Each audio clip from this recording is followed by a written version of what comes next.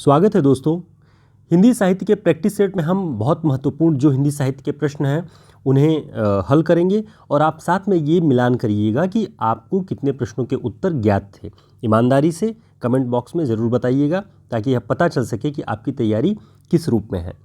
पहला प्रश्न, चार डग हमने भरे तो क्या किया, है मैदान कोसों का अभी। यानी चार डग हमने भरा तो क्या किया, है पड़ा मैदान कोसों का अभी। यह पंक्ति किसकी है? ऑप्शन है अंबिकादत्त व्यास, श्रीधर पाठक, रामनरेश त्रिपाठी, अयोध्या सिंह उपाध्याय, हरिऔध। तो इसका जो सही उत्तर है वह है अयोध्या सिंह उपाध्याय, हरिऔध। हरिऔध जी की पंक्ति है, चार डग हमने भरे तो क्या किया, है पड़ा मैदान कोसों का अभी। ठीक, इसे ध्यान रखिए। अगला जो प्रश्न है, सूर सागर में जगह जगह दृष्टिकूट वाले पद मिलते हैं, यह भी विद्यापति का अनुकरण है। सूरदास से संबंधित यह विचार किस आलोचक का है? ऑप्शन है हजारी प्रसाद द्विवेदी, ब्रजेश्वर वर्मा, रामचंद्र शुक्ल, डॉक्टर नगेंद्र। तो इसका जो सही उत्तर है वह है रामचंद्र शुक्ल। शुक्ल जी कहते हैं कि सूर सागर में जो सूरदास जी ने लिखा उसमें जगह जगह दृष्टिकूट वाले पद मिलते हैं और यह भी विद्यापति जी का अनुकरण है, ऐसा भी कहते हैं। इसके अलावा देखते हैं हम कि सूर सागर के बारे में आचार्य शुक्ल और अन्य क्या महत्वपूर्ण पंक्तियां कहते हैं। एक जगह वे लिखते हैं कि सूर सागर का सबसे मर्मस्पर्शी और वाग वैदग्ध्यपूर्ण अंश भ्रमर गीत है, जिसमें गोपियों की वचन वक्रता अत्यंत मनोहारिणी है। इसे ध्यान रखिए, शुक्ल जी ने कहा है सूरदास के सूर सागर के विषय में। सूर सागर किसी चली आती हुई गीति काव्य परंपरा, चाहे वह मौखिक ही रही हो, उसी का विकास सा प्रतीत होता है। ये शुक्ल जी कहते हैं। क्या कह रहे हैं कि सूर सागर ऐसा लगता है कि कोई गीति काव्य की परंपरा जो चली आ रही हो, चाहे वह मौखिक ही क्यों न रही हो, उसी का विकास है। तो इसे बहुत अच्छे से आप ध्यान रखिए। आगे देखते हैं, तीसरा प्रश्न है, निम्न में से किस रचनाकार को आग और राग का कवि कहा जाता है? इन सारे प्रश्नों के साथ हम आपको जो विशिष्ट प्रश्न हैं वो बनने वाले इनके साथ में, उनका भी हम नीचे आपको पूरा डिटेल देंगे ताकि आप ऑप्शन में आने वाले नाम, ऑप्शन में आने वाली रचनाओं के साथ तत्काल यह जान पाएँ कि इनसे जुड़े हुए तथ्य अन्य क्या है। ठीक, तो इसमें आग और राग का कवि किसे कहा जाता है? इसका जो सही उत्तर है वह है दिनकर। दिनकर जी को आग और राग का कवि कहा जाता है। अब देखते हैं कि अन्य जो रचनाकारों के नाम दिए गए हैं उनके भी कुछ अगर नाम होंगे, कुछ कहा जाता होगा, उसे भी साथ में देख लेते हैं। दिनकर जी को समय का सूर्य भी कहा जाता है, अधैर्य का कवि कहा जाता है और आग और राग का कवि। ठीक, निराला जी को छायावाद का शलाका पुरुष कहा जाता है, ओज, औदात्य और विद्रोह का कवि कहा जाता है। नागार्जुन जी को प्रगतिवाद का शलाका पुरुष कहा जाता है। अब ध्यान दीजिए, निराला को छायावाद का शलाका पुरुष और नागार्जुन को प्रगतिवाद का शलाका पुरुष, ये पॉइंट्स आपको ध्यान रखना है। प्रसाद जी को क्या कहा जाता है? प्रसाद जी को प्रेम और सौंदर्य का कवि कहा जाता है। ठीक, अगला जो नाम है पंत जी का, ये प्रश्न आपके लिए है कि पंत जी को क्या कहा जाता है हिंदी साहित्य में, ये आप कमेंट बॉक्स में ज़रूर बताएं। इसे हम देखेंगे कि पंत जी के बारे में आपकी जानकारी क्या है। ठीक, तो इसे बताइएगा पंत जी को क्या कहा जाता है। दोस्तों, हमारे टेलीग्राम चैनल और व्हाट्सएप लिंक को ज्वाइन कर लीजिएगा, जिससे समय पे आपको जानकारियाँ मिलती रहें। हम सारे नोट्स जो हमारे तैयार हो रहे हैं आप लोगों की परीक्षाओं की दृष्टि से, उसके बारे में हम आपको डिटेल में बता देंगे, आप उसे ले सकते हैं। चौथा प्रश्न है, अ कहानी, इसके प्रमुख प्रवक्ता कौन है, यानी इसके प्रवर्तक कौन थे इस कहानी आंदोलन के? ऑप्शन है गंगा प्रसाद विमल, महीप सिंह, मधुकर सिंह, शिव प्रसाद सिंह। इसका जो सही उत्तर है वह है गंगा प्रसाद विमल। गंगा प्रसाद विमल और कहानी आंदोलन के प्रमुख प्रवक्ता रहे। अब इसके साथ हम देखेंगे कि अन्य जो कहानी आंदोलन थे उनके प्रवक्ता कौन कौन थे। नई कहानी आंदोलन के बारे में आप लोग जानते होंगे, इसमें राजेंद्र यादव, मोहन राकेश और कमलेश्वर जो है इस कहानी आंदोलन के प्रवर्तक थे। 1956 में ये कहानी आंदोलन प्रारंभ हुआ। और कहानी आंदोलन जिसके ऊपर हमने बात की, गंगा प्रसाद विमल जी, 1960 में कहानी आंदोलन चला। सचेतन कहानी, ये सारी कहानी आंदोलन आपके लिए बहुत महत्वपूर्ण हैं और ये पूछे जाते हैं। सचेतन कहानी आंदोलन महीप सिंह ने 1964 ईस्वी में उसका प्रवर्तन किया। सहज कहानी आंदोलन के प्रवर्तक अमृत राय थे 1968 में। समांतर कहानी, कमलेश्वर इसके प्रवर्तक थे 1972 में। सक्रिय कहानी आंदोलन, इसके प्रवर्तक थे राकेश वत्स 1979 ईस्वी में। तो हमने ये सारे कहानी आंदोलन एक जगह कर दिए हैं ताकि आप आसानी से नहीं याद करें। इसी तरह हमने नीचे के प्रश्नों में जो विभिन्न कविता आंदोलन हुए उनके प्रवर्तकों, उनके सन के बारे में भी आपको डिटेल में बताया हुआ है। साथ ही हमारी जो ये शॉर्ट नोट्स की बुक है, आप इसे चाहें तो परचेज़ कर सकते हैं, PDF भी और प्रिंट भी। आपको इसमें सारे ऐसे पॉइंट्स जो हम अब तक पढ़ा रहे हैं वो पूरे पुस्तकाकार रूप में मिल जाएंगे। जिन्हें प्रिंट की सुविधा हो वो PDF ले सकते हैं, नहीं तो आप प्रिंट बुक ऑर्डर कर सकते हैं हमारे इस नंबर पे संपर्क करके। आगे देखते हैं, पांचवा जो हमारा पॉइंट है, इसमें हमने आपके लिए जो डेटा कलेक्ट किया हुआ है वो बहुत महत्वपूर्ण है। सारे कविता आंदोलन, प्रयोगवाद, इसके प्रवर्तक अज्ञेय थे 1943 ईस्वी में ये आंदोलन चला। नई कविता आंदोलन हुआ।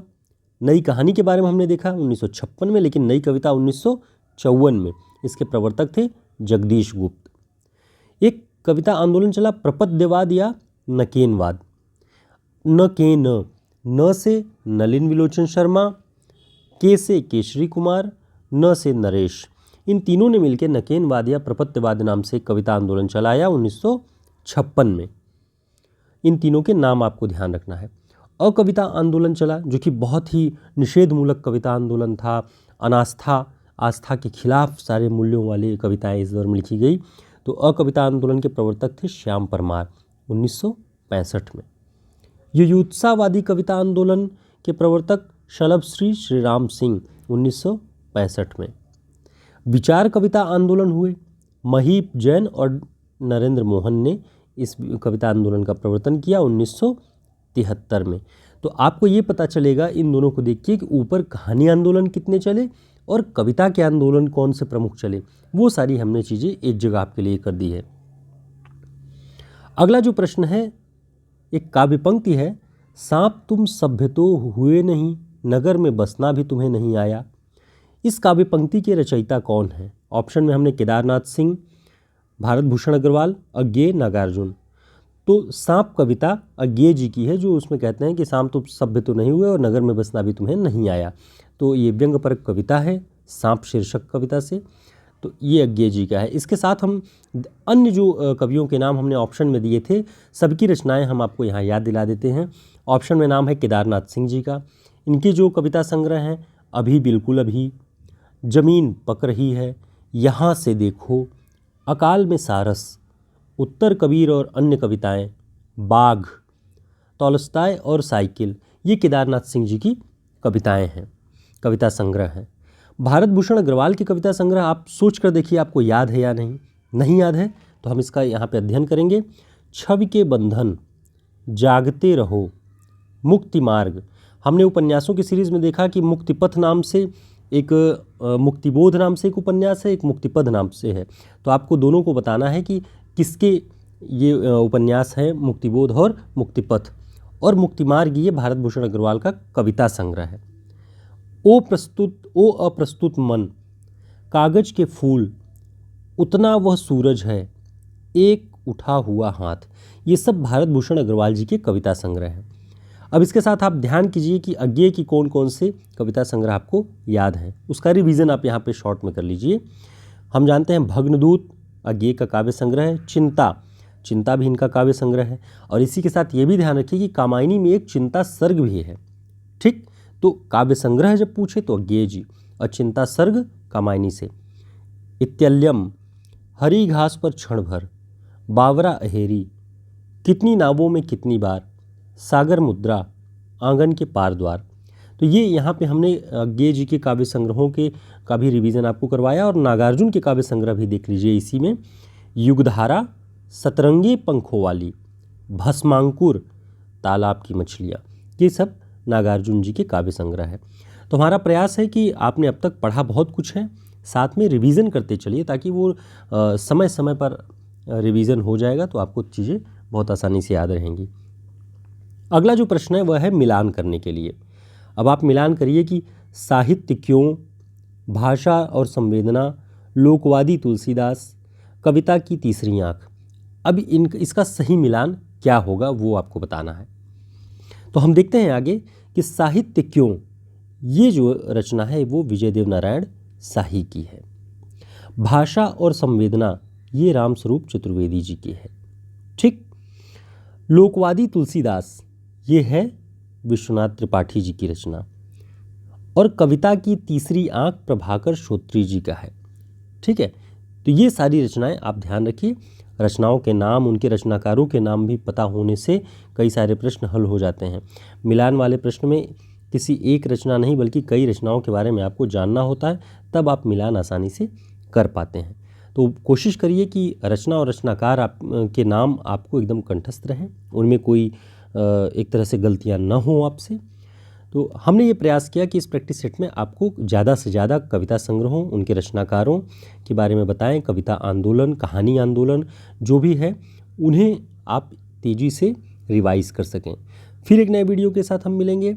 तब तक के लिए नमस्कार, शुभकामनाएं। आप सभी की परीक्षाएं नज़दीक हैं। बीपीएससी के एग्ज़ाम की डेट आ चुकी है, उत्तराखंड एलटी परीक्षा की डेट है, साथ में मध्य प्रदेश असिस्टेंट प्रोफेसर परीक्षा भी है और यूजी नेट के फॉर्म भी आए हैं। तो कई सारी परीक्षाएं हैं।